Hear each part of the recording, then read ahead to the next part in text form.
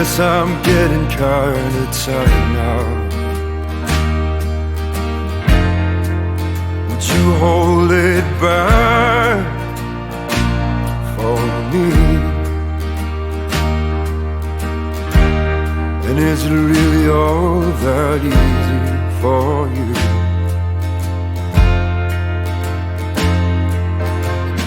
I'd fuck it all just for looking at me. I haven't raised my voice in years, and I'll be damned if I'll put on a show for the last year. And I do this so often that I think I must like it. I think I must like it. I do it so often. Your distance is a weapon drawn forever at me.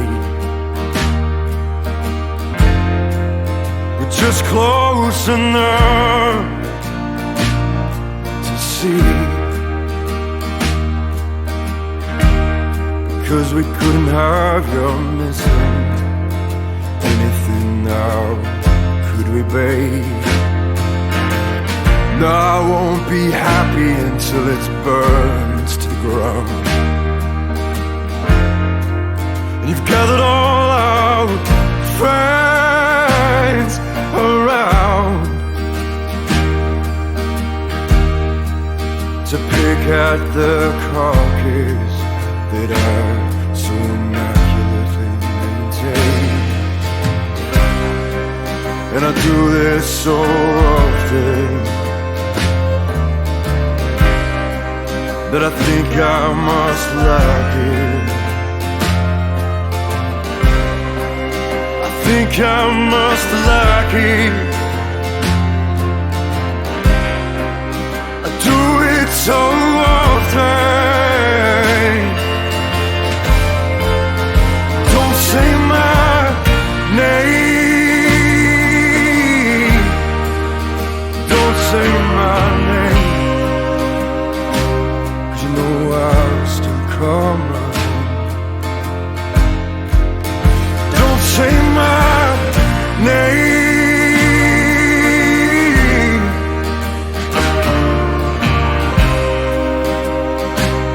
What do you mean to suggest that you might not be into this?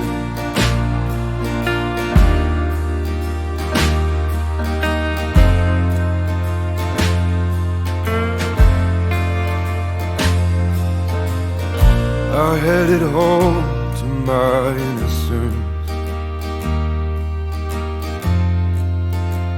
to give you my heart to think of falling in love with lots of people who are not me. But I've got freeze-dried coffee and a Lord's with mine.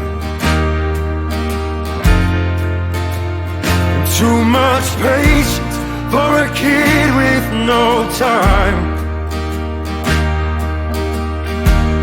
Oh, but maybe if I just ask you again, how about now? And I do this so often,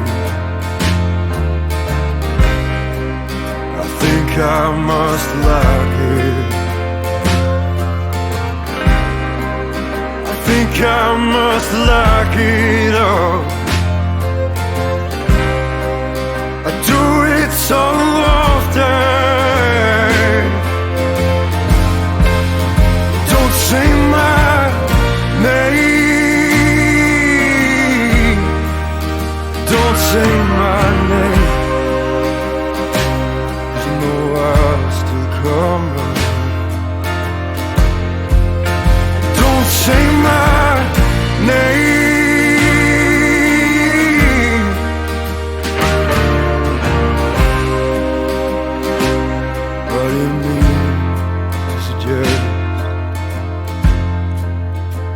if I just asked you again, you really mean to suggest that you might not be into this?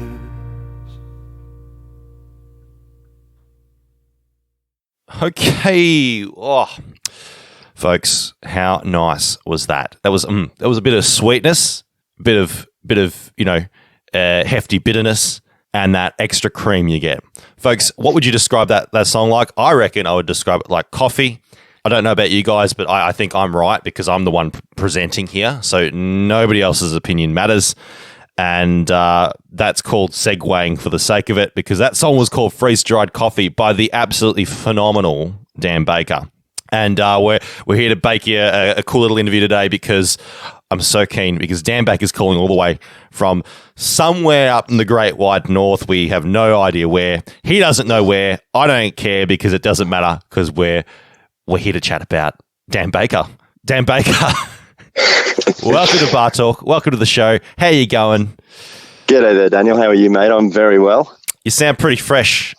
I am. I'm feeling very fresh, actually. It was a big push to get everything out and released and doing all those sorts of things. But once it's done, it's done. I don't have to worry about it now. So it's all quite nice.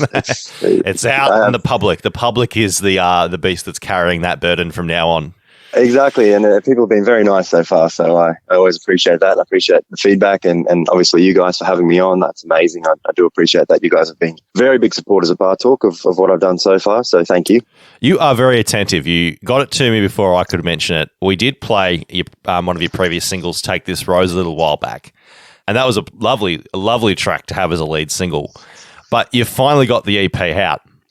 Yes, it's been a little while coming, and I wanted to lead with Take This Rose. I've sort of become known, a little bit locally for some quite long, sort of sad songs. So I wanted to give people something a bit snappier for the lead single of this next EP. So I thought Take This Rose would be the ticket. And you guys said some really nice things about it. I was tuning in when you played it, and I did appreciate that. I honestly can't remember what I said about it.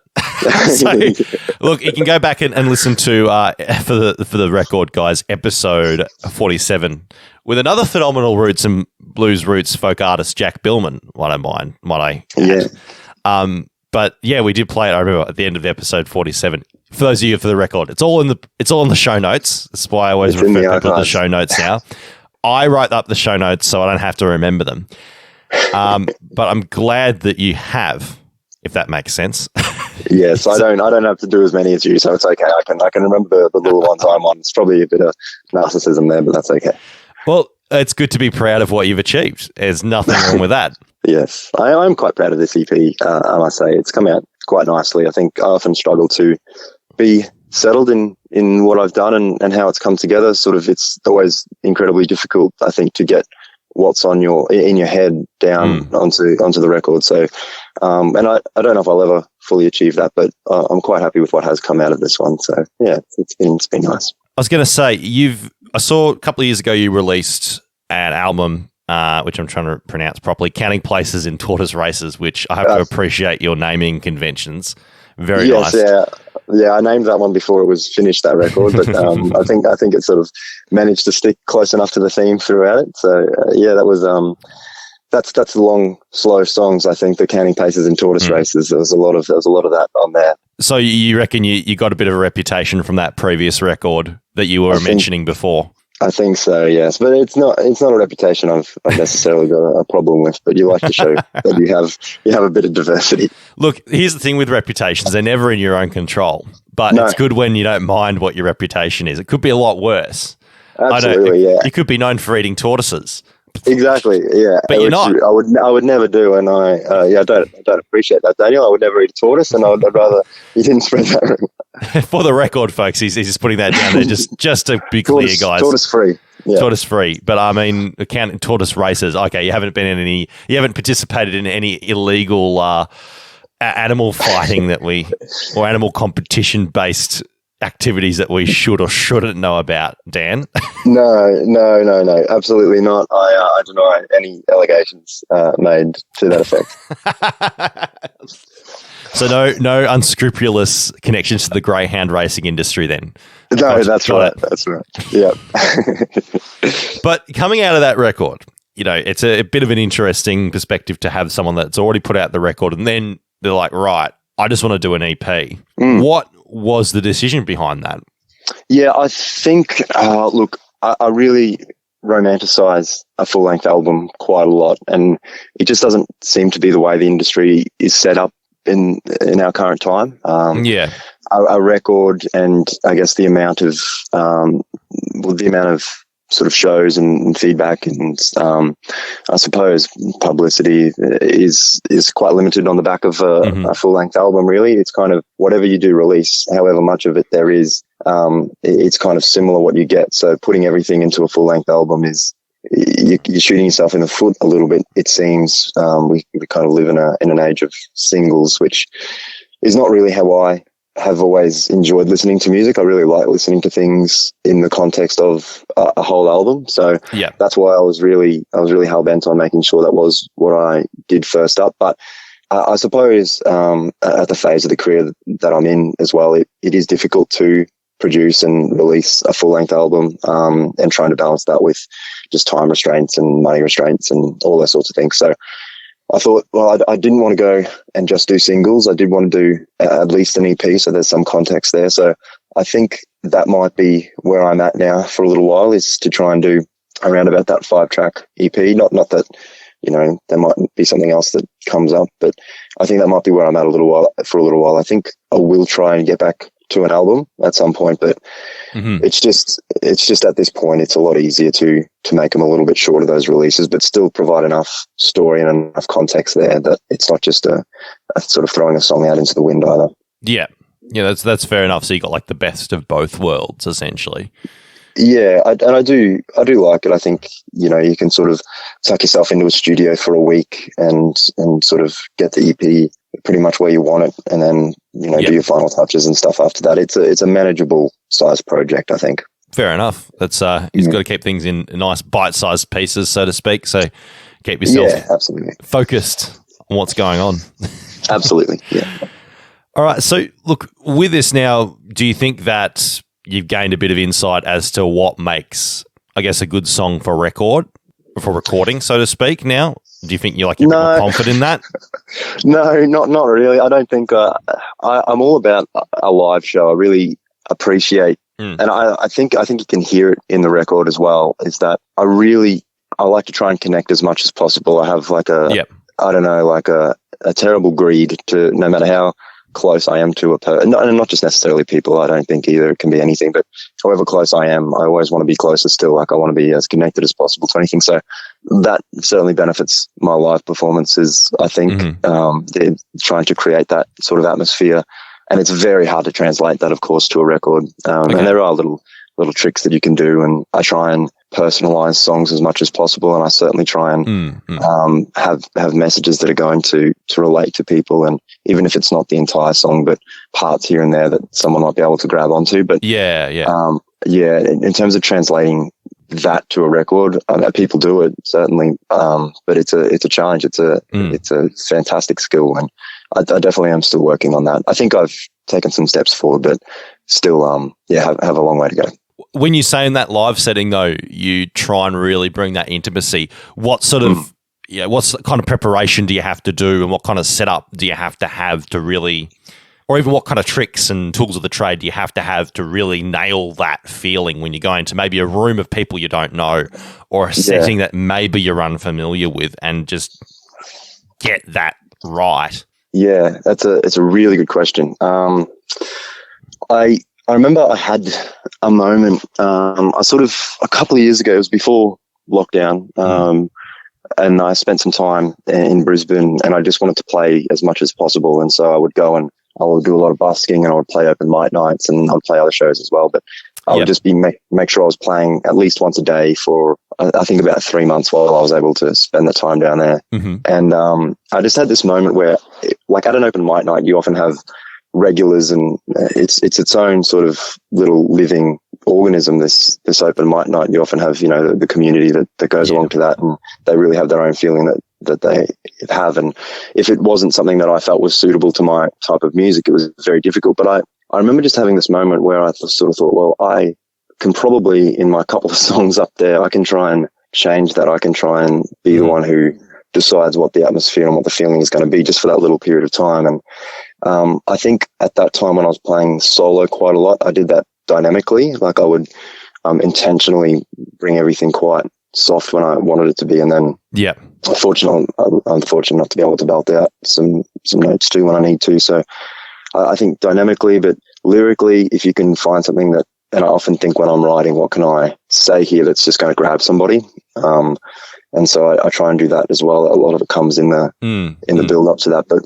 And I think honesty, if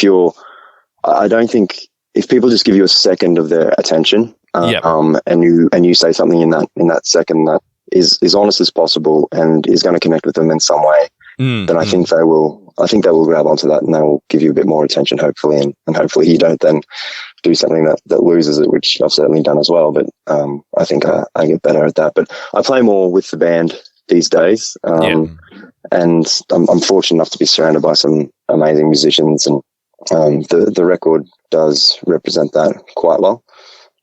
Is it your band playing on the record? It's not, unfortunately. Given that such a letdown.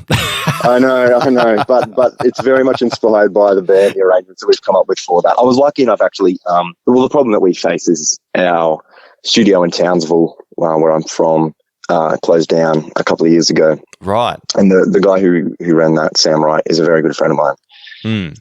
There's one in Cairns now that Mark Myers from the Middle East runs. So I haven't actually been to him yet, but I hope to at some point. So we ended up going to Airlock Studios in Brisbane, which was a fantastic experience. And Sam, he went along with me, and he's a fantastic producer. He's a wonderful songwriter as well. And together he and I put it together with the help of some session musicians that were, sort of trying to replace members of the band just for that recording, because the problem was obviously trying to travel with the whole band. It's not quite as cost effective, and unfortunately just to say the least. To say the least, exactly. Yes. So but yeah, I think it is representative of the band, but obviously when I'm trying to put those parts together, if I'm not a violinist, I can't do as good a job as the band itself can. So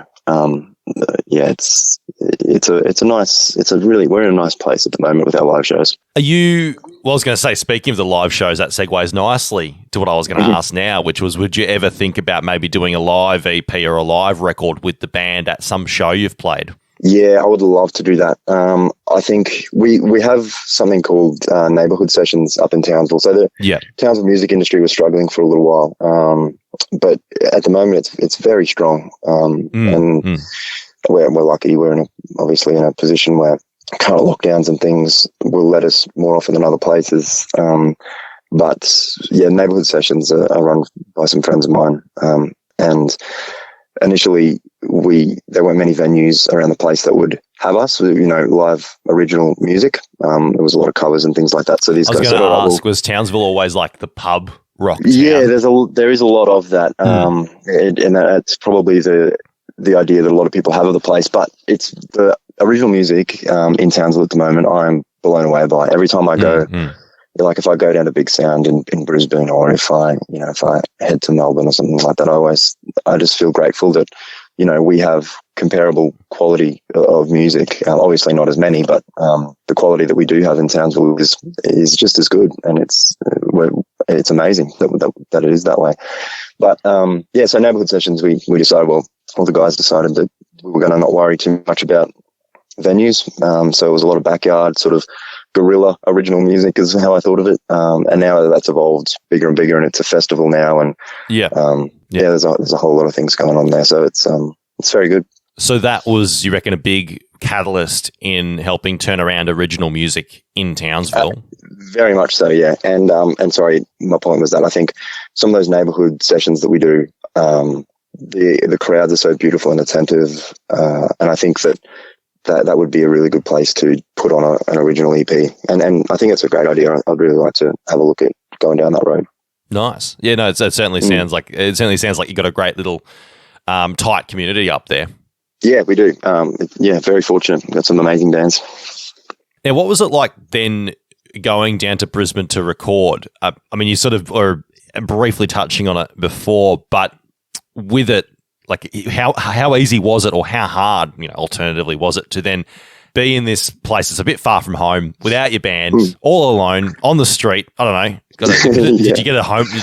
Did you do the full under the bridge kind of thing, or? Yeah. It's I don't know. Not this time around. I've been there and done that a little bit. He has. Okay. Yeah. I don't scrap what I was going to ask, because I didn't know what I was going to ask. I want to hear about your homeless period. Yeah.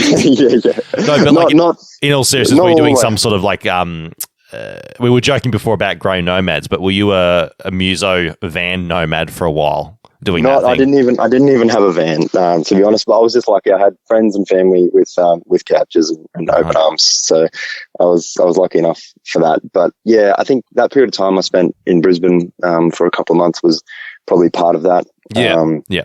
So, and just trying to play as much as possible and trying to work out what I wanted from music, I think, and probably what it wanted from me a little bit as well. And yeah. So and it's funny, a large part of that is to try and just make yourself uncomfortable as well. So like I could, you can stay in Townsville and you can play these comfortable shows with a crowd who knows what to expect and who will probably turn up. And, but yeah, I don't know, there's a part of you that wants to just know what else is possible. And so you go and you make yourself uncomfortable and you just try and learn it all again. And I think that's a really good experience. I think it's an important experience. But this time around, it wasn't so lonely for the recording the EP. I did have Sam with me to co-produce that. And he's an incredible musician. He played a whole heap of things on the album. And I went in probably for the first time without all of the songs necessarily being totally complete. Like there were just a couple of options and things like that I was happy to go along with and be a bit more flexible with, which was nice, and have them produced. And I think trying to translate while there's definitely like some translation from the live shows to the EP, trying to go in there with the mindset that it has to be exactly the same is never going to work. I think you have to see them as being two separate things, particularly for me. Otherwise I would never sort of be able to abandon it and let it go. But here you are. It happened. Yeah. It's all done and it's all finished. So was it all a disaster? No, not at all. No, it was a nice experience in the end. So it was a really nice experience, actually. It's a great studio, Ellock Studios in Brisbane. So it sounds like you and Sam go back. You guys are as thick as thieves by the sound of it. Yeah, we are. So Sam is a big figure in North Queensland music. He hasn't released anything in a long time, which is a shame, but he's done a lot of work up there and he's tried very hard to make that community or make live music in that community be as prominent as it is now. So I highly recommend anybody to go on to Spotify or wherever you listen to your music and look up Sam Wright, particularly Horses is a fantastic song. He's an amazing songwriter, so I do recommend you do that. And I think for this record as well, Sam and I have a close, or we sort of bond over our love of Americana music. And I figured with him there and with the type of songs that I had there, we just tried to let that be a large part of what we were doing, even though I get when things become too country, I'm not too keen on that, but there were certainly parts of he wheeled out the lap steel and he's like, "Oh, not today, sir, not today." Yeah. Well, that's the thing. When it gets very cheesy, I don't mind that. I haven't worked out how exactly to describe it, but there's a certain level of honky tonk where if you go up to the line, it's no good. But if you step over the line intentionally, then you're onto something, I reckon. So if you're intentionally trying to make it cheesy, which we did in a few parts, then I think that's a winner. Hey, there is nothing wrong with a bit of honky tonk. Exactly. There's that chorusy sort of sound. It's just, I don't know. Yeah, if you get the piano line right, it bloody works. Exactly.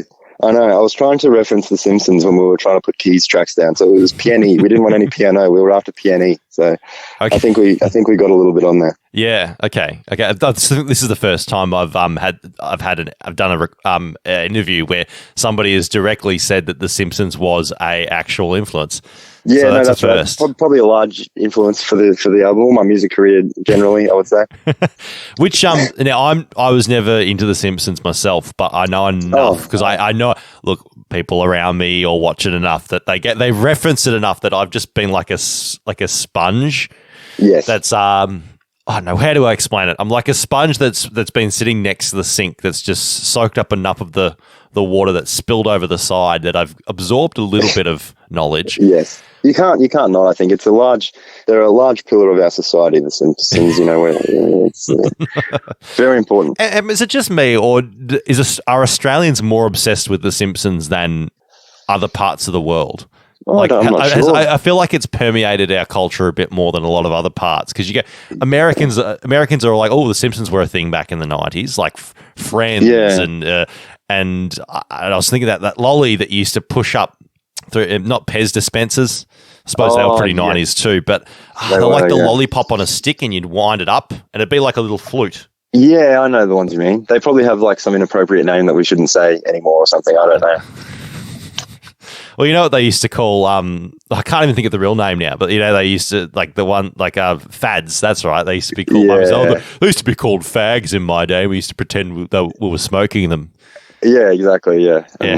Or another kind of Australian icon lolly which I never liked. I thought that they were supposed to be chocolate, and they got a very offensive term. Yes, yeah. Or a certain cheese that in the wrong kind of context sounds bad. I know, yeah. It's we've come up with interesting names for things at different times, and I just feel like surely somebody in marketing and PR. I guess it wasn't as big a deal back then. Just like, I don't know. Well, let's just call it something racist. It's weird. But what was I going to say? It was something about influences from The Simpsons. Oh yeah, that's right. This is a really long-winded. No, it's good. Roundabout way of saying, which was going to be my question. Which character from The Simpsons do you identify as the most? Oh, right. Mo Sislak, definitely the barkeep. Well, who? The barkeep, Mo Sislak.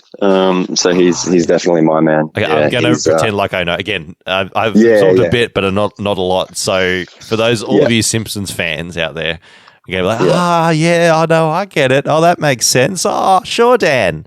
Yeah, exactly. And if I feel if you could try and when listening to the EP, those people who are aware of the reference, if you could sort of picture yourself at Moe's and this coming on the jukebox, I think that's kind of the whole vibe of the album that we're going for. You couldn't meme yourself in it. There isn't a scene where they turn on the jukebox, because I remember there was a scene and then like something plays, because there's a scene there's been quite parodied quite a bit where in Jimmy Neutron, the dad dresses up all like in a like a greaser, like a 50s greaser, and then he flicks it. Yeah, he flicks. Is this working?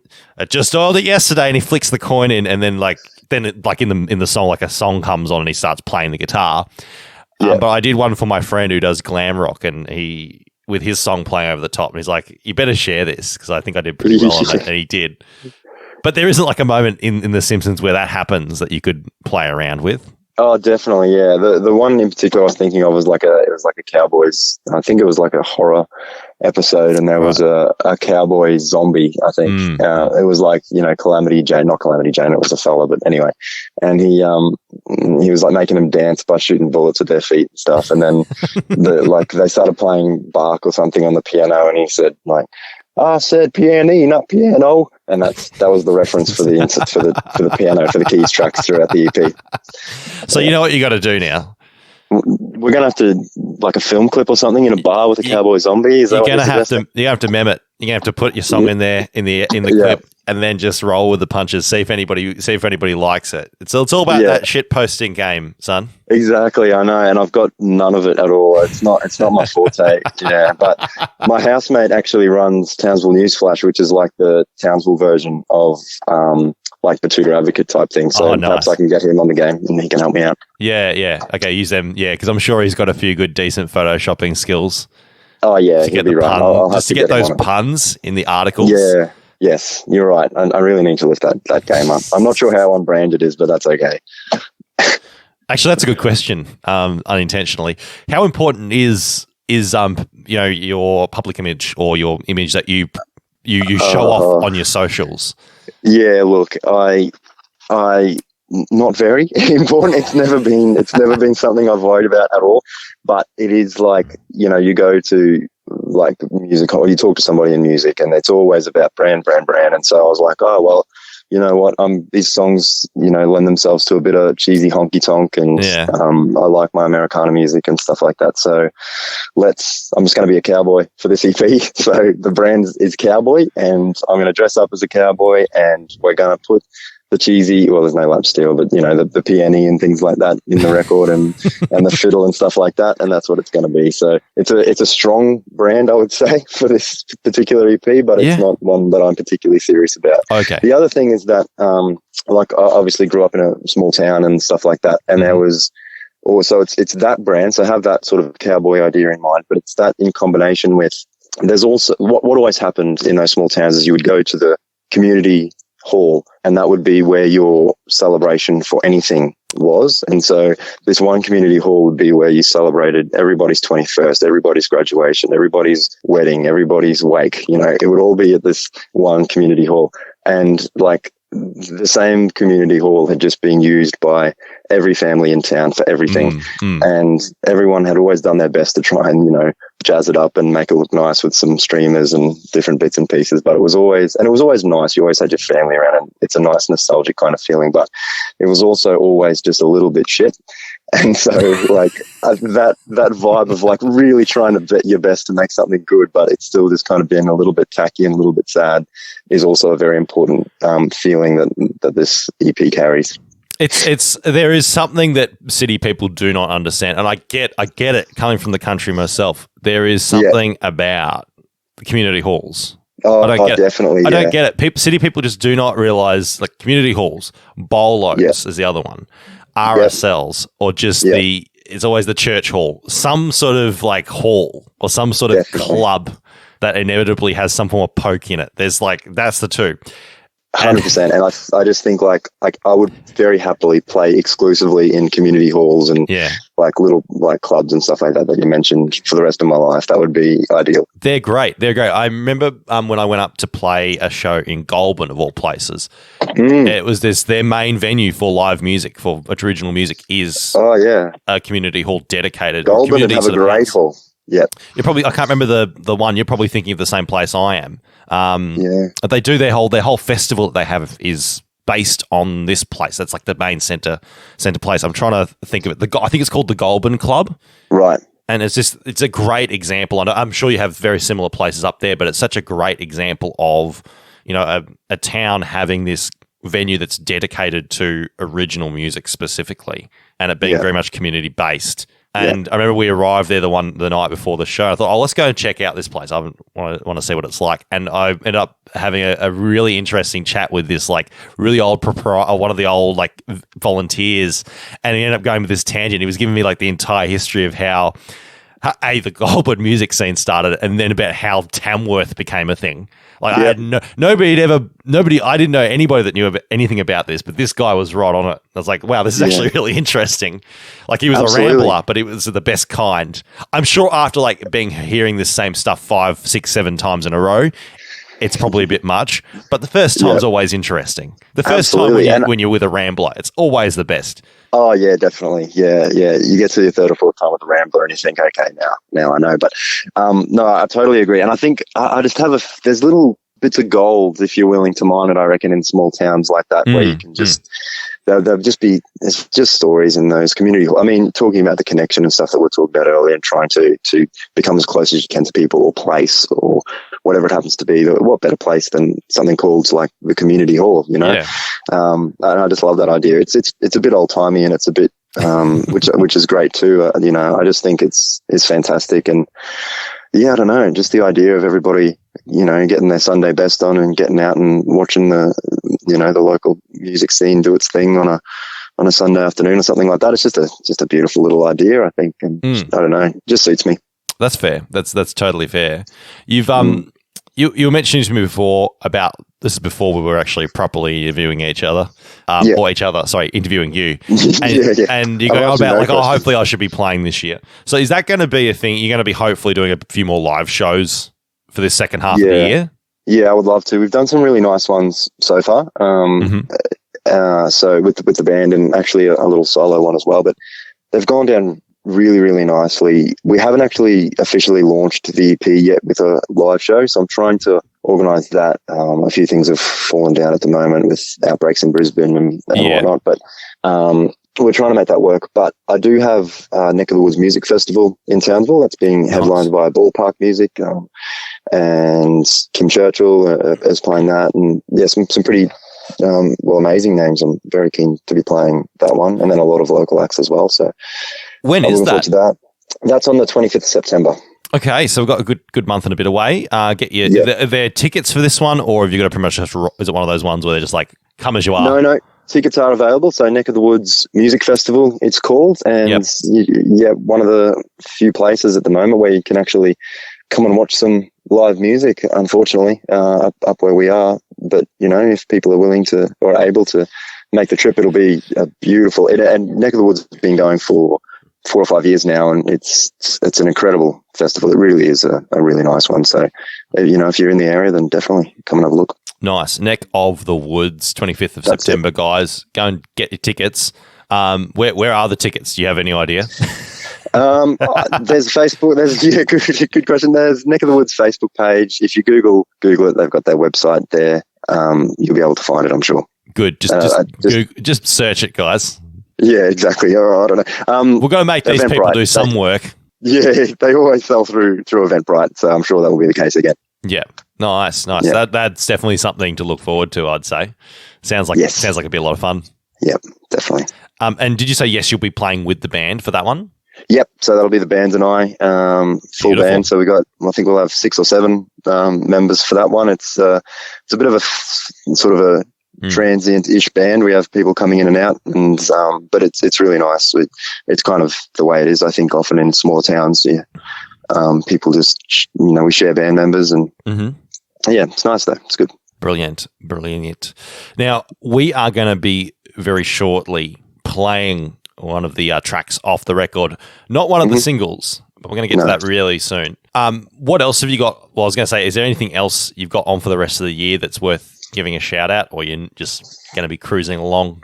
Yeah, I think I'm going to be going back into writing mode as soon as possible now. I find it very hard to concentrate or to sort of muster enough concentration while I have the release stuff happening. It takes quite a lot of energy and time and all that sort of thing. So I think I'll be getting back into writing mode, and if I can manage to organise a tour, then I certainly will be pushing for that. And I've only played in Melbourne once, so I really hope to get back and do that again. It would be really good. Is there anywhere in Australia that you haven't played that you've heard is really good and you'll want to get down there? I actually have a song on my last album, not this one that's out now, but called Ode to the Espy, about the Esplanade Hotel in St Kilda. And if you can put in a word for me or something there to get me a show there, it's I wrote them a song to play the venue, and they got back to me and said, "Oh, nice song."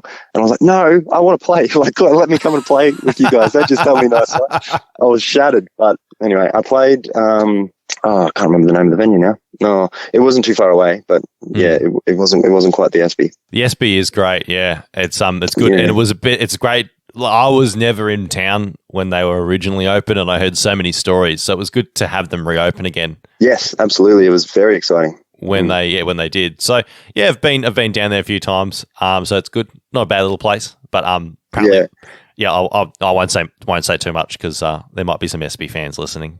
But no, I know what you mean. I had when I played that song in Melbourne, one of the people came up to me and they said, "Oh, you should really change it to Northcote Social because it's really cool and stuff like that." And I was like, "Yeah, it's not about being the coolest. It's the SB. I got to go and play there, you know."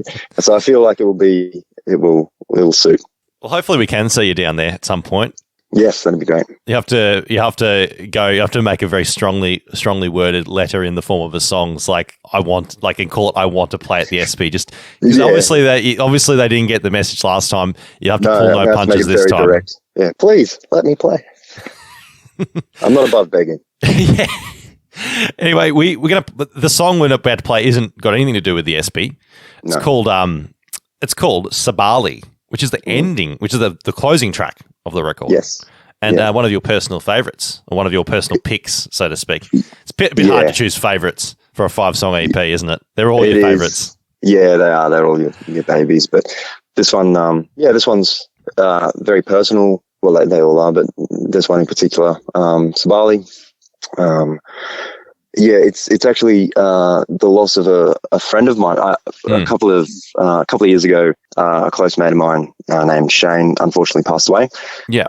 And each year since then, on his anniversary, which unfortunately is in December, and December in North Queensland is a very hot time of year to be climbing a mountain. But we get about probably 30 of his friends and family. Mm-hmm. We climb up a mountain above Tully, where I'm initially from, and we watch the sunrise over the ocean in front of Mission Beach, and we do that at I think we start at about 3:30 in the morning, so we can get up there for sunrise. And it's not an easy climb, I tell you. It's a very it takes it out of you, but we still get about 30 people up there to watch that all happen, which is a really, really nice, beautiful thing. And we sit around and we share some stories and we listen to some music and we watch the sun come up together. And so this is a song just about Shane and about the people that he left behind, and just he was a bit of a seeker and a bit of a teacher. So it's kind of just the lessons that we've learned from him. Why the mountain? Was he big into climbing or something like that? He was big into any form of adventure, or that's what I was talking to you before about, doing things that might make you a little bit uncomfortable just to for the sake of it, and to learn more and to understand a bit more about yourself or about the way things work. So he would do that by himself, just get up early in the morning and climb this mountain by himself and watch the sun come up and then climb down and go to work. He's a really interesting guy.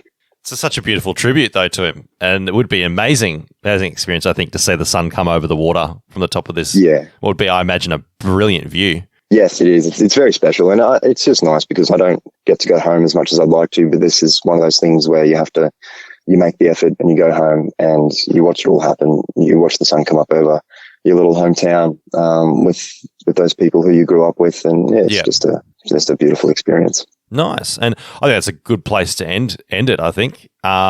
Thanks for coming on, Dan.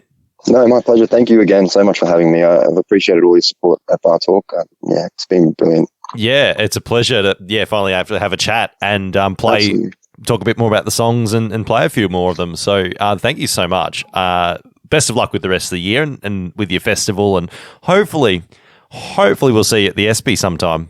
Yeah, that would be amazing. Yeah. And thank you for having me, and good luck to you as well. And hopefully you get out of lockdown again as soon as possible. Yeah, hopefully. Exactly. Thanks, wishful thinking, but fingers crossed we'll be there soon.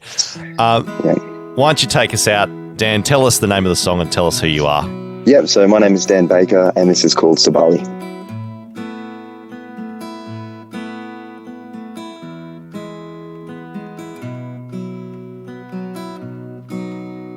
Your daddy taught you everything, but you had waged a war in him, and now he's still.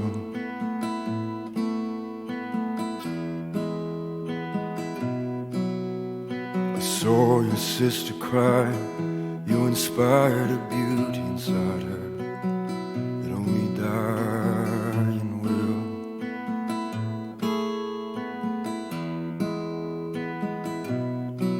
I had supper with your mother. She was so thin I didn't want to hold her tight.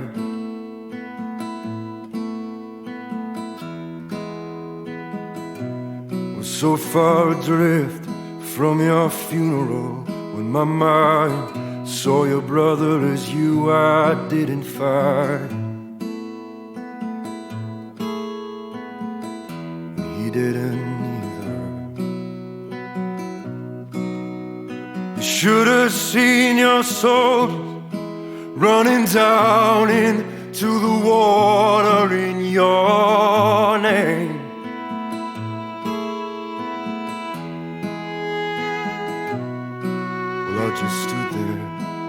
watching Becky face the wind that no one else had noticed change.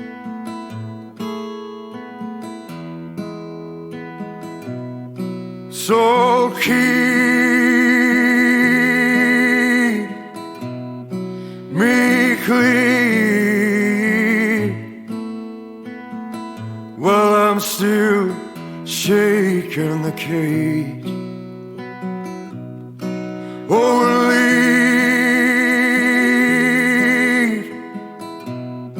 me here for now to feed the beast while you're away. Now roll a stone straight up that mountain just to hoist another sun, and I'll be back again tomorrow, for there is work still to be done. Oh, and when I am opposed by those with order to defend, well, I will stand before them naked and I will show them what I am. And I'll keep scratching at the seams until the demons know my name, and I will feel my fear complete, and then I'll do it all the same. 'Cause there's freedom in the flowers, like there are symbols from above, and I won't waste one fucking minute that could be spent in love.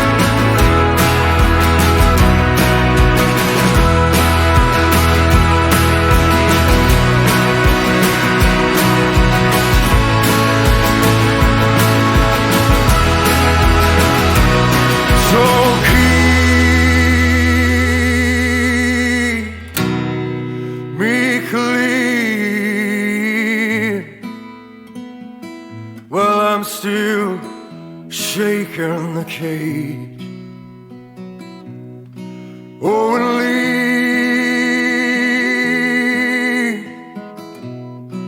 me here for now to feed the beast while you're away. And you should have seen your soldiers running down into the water in your name.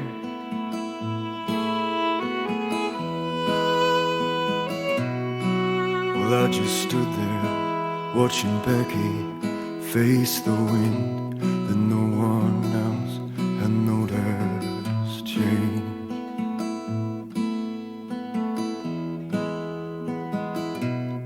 Yeah, I just stood there watching Becky turn to the wind that is surely changed. AustralianMusiciansRadio.com